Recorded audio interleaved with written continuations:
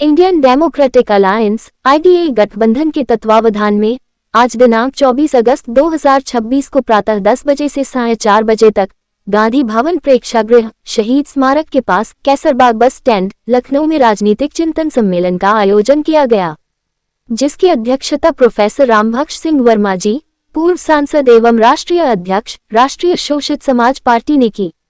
मुख्य अतिथि के रूप में माननीय श्री राजेंद्र पाल गौतम जी, प्रभारी उत्तर प्रदेश कांग्रेस शामिल हुए। संचालन साहब सिंह धनगर भैया जी, संयोजक IDA गठबंधन ने किया।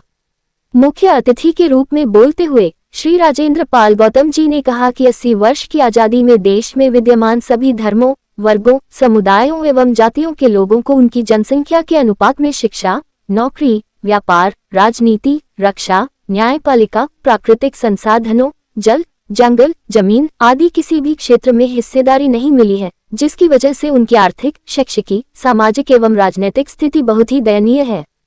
NDA सरकार ने शिक्षा को महंगा कर दिया है, जिसकी वजह से मध्यम एवं निम्न वर्ग के बच्चे उच्च शिक्षा से वंचित हो रहे हैं। कांग्रेस शासनकाल में स्थापित सार्वजनिक क्षेत्र के उपक्रमों को वर्तमान सरकार पौने दाम में निजी हाथों में बेच रही है, जिसकी वजह से संविधान में प्रदत्त आरक्षण को शून्य किया जा रहा है। चिंतन राजनीतिक सम्मेलन आज हो रहा है, बड़ी संख्या में उपस्थित हैं। आप आयोजक हैं, क्या कहना चाहेंगे इस कार्यक्रम के बारे में? कितने लोग सम्मिलित हैं, कहाँ से आए हैं? मेरा नाम साहब सिंह धनगर भैया जी है और एक इंडियन डेमोक्रेटिक अलायंस बनाया गया, उसका मैं नेशनल कन्वीनर, जिसमें 22 पॉलिटिकल पार्टी है। बाकी कुछ लोग और भी आए हैं, वो भी आगे से इस आयोजन शामिल हैं।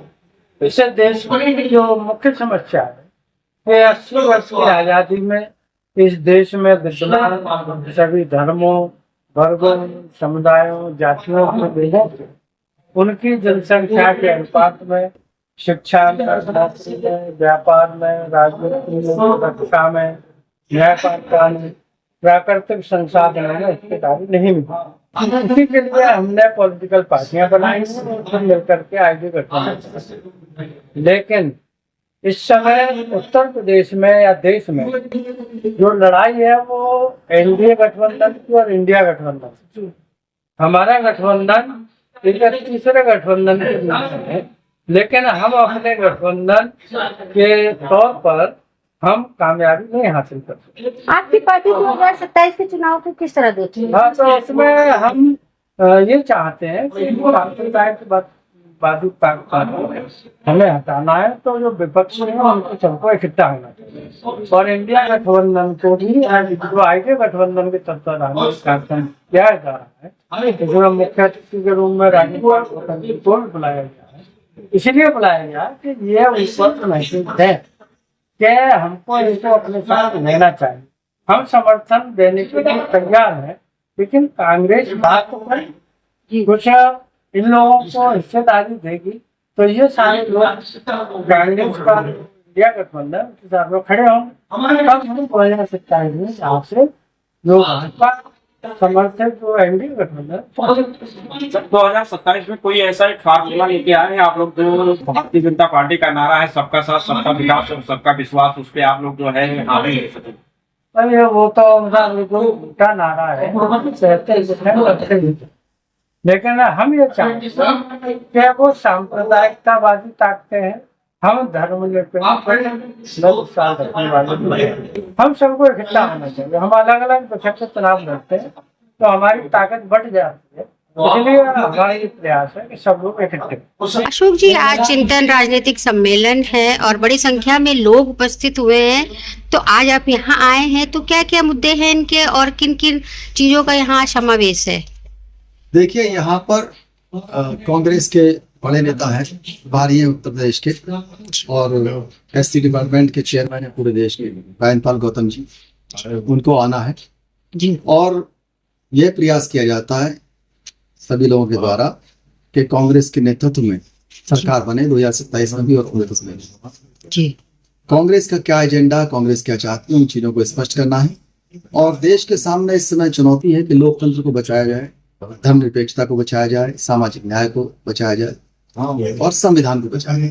जैसे कि लीक का पेपर लीक के मामले को भी आपने उठाया और इसके लिए कांग्रेस भी बड़ी जो है धरना प्रदर्शन विरोध प्रदर्शन, लेकिन फिर भी ये मामला सुलझ नहीं रहा है, ऐसे में आप क्या कहना चाहेंगे? देखिए, पेपर लीक जो हो रहा है बार बार, वजह यह है कि कुछ लोगों के सामने जाति जनगणना का भूत सवार है और वो ये चाहते हैं कि जाति जनगणना के से पहले जब वो लागू हो उससे पहले हम ज्यादा से ज्यादा नौकरियों में आ जाएं भ्रष्टाचार की वजह से, बाह्युक और बाह्यक्रूप, क्योंकि जाति जनगणना के बाद में हिस्सेदारी का बंटवारा होगा और बहुत से वो लोग जो पूंजी के आधार पर, भ्रष्टाचार के आधार पर और अपने एकाधिकार के आधार पर नौकरियों में आते हैं, उनको दिक्कत होगी, क्योंकि कहीं ना कहीं सामाजिक न्याय का बंटवारा होगा, सामाजिक न्याय की स्थापना होगी। तो उस जाति जनगणना के भूत से डरे हुए हैं और चाहते हैं किसी भी तरह से जल्दी सरकारी नौकरियों पे अपने परिवार के लोगों को भेज दें। और अधिकतर वही लोग हैं कॉमन, जो लोग बार बार जमानत करके पेपर लीक करते हैं। ये कमाल की बात है, पता नहीं कैसे जमानत हुआ। सर, क्या आगे आप एक अच्छे पोस्ट पे रहे हैं और अपना जिम्मेदारी भी आपने बखूबी निभाई है, क्या 2027 में किसी पार्टी से मिलके किसी उम्मीदवारी में आपके कांग्रेस ज्वाइन कर रखी है, मैं तो कांग्रेस पे किसी भी चुनाव में आप बाकी निश्चित रूप से जो पार्टी का आदेश होगा वो मानेंगे। Thank you sir. पर विराजमान पितातुल्य अध्यक्ष जी वर्मा जी, पितातुल्य सुलेमान साहब, हमारे बड़े भाई जज साहब बीरी नकवी साहब, बड़े भाई वसी साहब, हमारे वरिष्ठ प्रशासक रहे अनीस अंसारी साहब, बड़े भाई पूरी जी, मंच पर विराजमान अन्य सभी आईडीए गठबंधन के पदाधिकारीगण और अन्य पार्टियों के लोग जो आईडीए में नहीं है। इस देश के अंदर क्या हो रहा है ये अखबार आपको रोज बता देता है, क्या क्या चीज़ें लीक हुई, क्या क्या चीज़ें लीक होने वाली हैं, ये सारी चीज़ें आपकी नज़र में हैं। आपको याद होगा बहुत पहले सरकारी अधिकारी कर्मचारियों की पेंशन लीक हो गई थी, तो बहुत कम लोगों ने समझा क्या षड्यंत्र चल रहा है।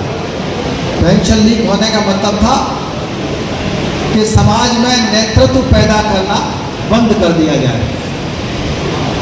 उसके बाद यूपीएससी को लीक किया लेटरल एंट्री के द्वारा, फिर आरक्षण को लीक किया ईडब्ल्यूएस के द्वारा, सांसदों को लीक किया सरकार बनाने के लिए, विधायकों को लीक किया प्रदेशों की सरकार बनाने के लिए, वोट को लीक किया एसआईआर के द्वारा। और पेपर लीक करने वाले लोग वही लोग हैं, 3-4 लोग जो बार बार जमानत करने के बाद आ जाते हैं। नौकरियों को भी लीक कर दिया कॉन्ट्रैक्ट के द्वारा। ये डिवाइड एंड रूल का जो फार्मूला है वो लगातार बहुत पहले से चल रहा है, लेकिन हर वोटर यही समझता है, हर जाति हर धर्म के लोग ये समझते हैं कि अभी हमारा नंबर नहीं है, पड़ोसी का नंबर है, अगला नंबर आपका है। ये जानकारी नहीं हो पाई। हम लोग 85-15 का नारा लगाते रहे, लेकिन उन्होंने 15 को सामने निशाना बना करके उन्होंने कहा 50-60% ओबीसी को तो धर्म की अफीम पिलाओ, 60% को ले लिया। 15% से उनका मतलब नहीं था माइनॉरिटी से जो धार्मिक अल्पसंख्यक है, तो 50-60% लोग धर्म की अफीम में सो गए। शेड्यूल कास्ट शेड्यूल ट्राइब के बीच में से उन्होंने कठपुतलियां ढूंढी ताकि वो तैयार हो जाए कि उन्हीं का आरक्षण का बिल फाड़ा जा सके। वो भी आ गए, 14-15% लोग भी हो गए देश के। तो देश में तो काफ़ी संख्या है माइनॉरिटीज़ की भी और SC/ST की। अब धीमे धीमे जो छोटी छोटी संख्या है दिया किसको, उन्होंने जो लीक कहाँ हो रहा था, वो लीक उनके जो अपने बंदे आरएसएस और बीजेपी की सरकारों के खिलाफ जो वोट है हिंदुस्तान में, खासतौर से यूपी में, उसको बिखरने न दिया गया। 2014 से अभी तक जो भी सरकार या सरकारें बनी हैं राज्य में या नेशनल में, उनमें बीजेपी का वोट शेयर 38% के करीब रहा है। 2% उनके साथियों ने अलायंस नहीं किया है, 40% करीब उनके पास वोट शेयर है, जिसकी वजह से पूरे देश में और सरकारों, स्टेट के सरकारों में उनका वर्चस्व है। 60% वोट अभी भी इस पॉइंट पर ऐसा है जिसे अगर इकट्ठा किया जाए और अच्छे इश्यूज के लिए, अच्छे मुद्दों के लिए कोशिश की जाए तो इनको 2027 और 2029 दोनों के इलेक्शन में बड़ी आसानी से हराया जाए। मैं धनगर साहब और उनके साथियों को मुबारकबाद देता हूँ कि इसके लिए कोशिश कर रहे हैं। हमारे मुल्क की जो बड़ी आबादियाँ हैं उनमें सबसे ज़्यादा ओबीसी के लोग हैं, जो 56% हैं, यूपी में भी और पूरे देश में भी। इस 56% आबादी में 1/4 पसमाना कम्युनिटी है, मुस्लिम ओबीसी, उनकी 38 बरादरियाँ हैं। टोटल जो 76 बरादरियाँ ओबीसी से उनमें 38 बरादरियाँ मुसलमानों की हैं। इनका वोट शेयर 14% है यूपी में, और अगर पूरे नेशनल लेवल पे देखेंगे तो और ज़्यादा निकलेगा। दूसरी बड़ी आबादी शेड्यूल कास्ट की 23% के करीब। उसके बाद महिलाओं का देख लें जो 49% के करीब है। लेकिन इन सारी बड़ी आबादियों का जो पॉलिटिकल रिप्रेजेंटेशन है, जो राजनीतिक रिप्रेजेंटेशन है, वो बहुत कम है। किसी भी ओबीसी और दलित तबकात के नुमाइंदे, इनके जो प्रतिनिधि हैं, वो सरकारी और पॉलिटिकल इंस्टीट्यूशन में अपनी आबादी के तनासब में नहीं है। इस अलायंस से मेरी गुजारिश है कि अपना सबसे बड़ा एजेंडा ये लेकर चले कि हम क्रॉस द बोर्ड सारी पॉलिटिकल पार्टीज से कोशिश करते हैं, जो बड़े तबकात हैं ओबीसी, दलितों के, पसमानदा कम्युनिटीज के, महिलाओं, उनकी पॉलिटिकल नुमाइंदगी को बढ़ाने की कोशिश करें। डॉक्टर अम्बेडकर ने बहुत पहले ये बात कही थी 1913 में